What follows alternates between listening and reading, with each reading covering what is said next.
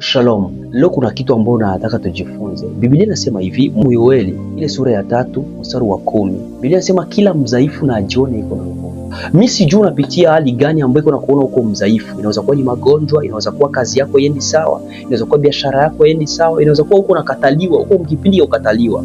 Inaweza kuwa uko mkipindi hauna pesa, uko mkipindi ambao unatafuta vitu au vipati, mpaka unajiona kuwa uko mdhaifu. Nataka nikwambie hivi, Biblia inasema na kila mdhaifu ajione kuwa iko na nguvu.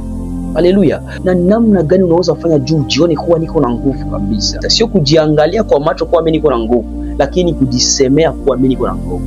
Biblia inasema umezali tutakula masemi ya kinywa chetu. Maana yake Biblia unasema ndio benye utakula.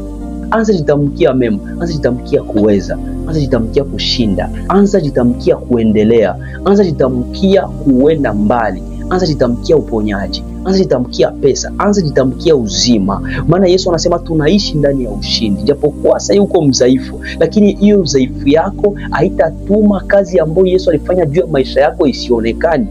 Haitafanya nguvu ambayo Yesu alizitia ndani yako zisionekane. Ndio kwa maana usiangalie sana hali ambayo unapitia, lakini angalia Mungu anasema nini. Mungu anasema Yoeli, kila mdhaifu ajione iko na nguvu. Siku ya leo jifunze kujitamkia mema, jifunze kujisemea mazuri. Japokuwa watu wanaweza kusemea mbaya, basi imekuwa una nguvu, lakini wewe ukijitamkia kwa mimi niko na nguvu, na nguvu zako Mungu atenda zirisha ndani yako na zitaonekana na zitakusaidia. Mungu akubariki.